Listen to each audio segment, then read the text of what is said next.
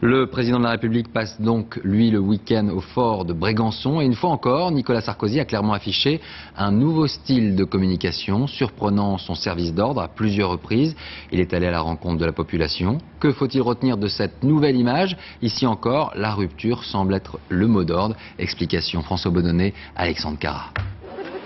Quand le cortège présidentiel arrive hier au fort de Brégançon, le président en personne prend de court son service de sécurité et il part au contact des badauds.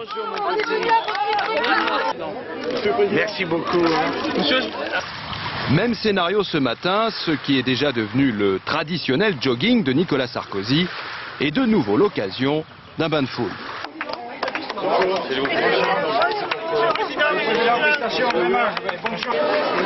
L'image contraste avec celle d'un Jacques Chirac ici à la sortie de la messe, à Bormes-les-Mimosas, il y a un peu plus d'un mois.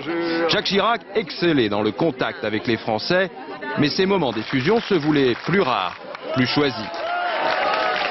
Après 4 jours au pouvoir, Nicolas Sarkozy veut donc déjà imprimer son style.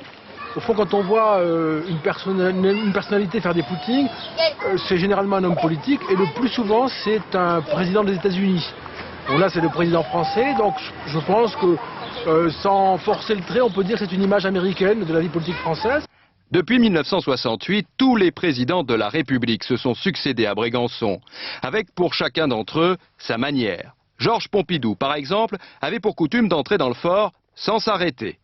Valéry Giscard d'Estaing, lui, arrivait parfois seul au volant de sa voiture.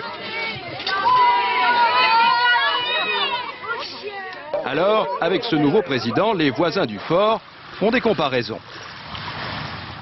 Lui se rapproche plus à Giscard, parce que Giscard, comme il a fait monsieur Sarko, là, ce matin en courant, monsieur Giscard, il courait pareil. Nicolas Sarkozy le prouve donc déjà, il montera toujours au front de la communication, et ça, c'est nouveau en France.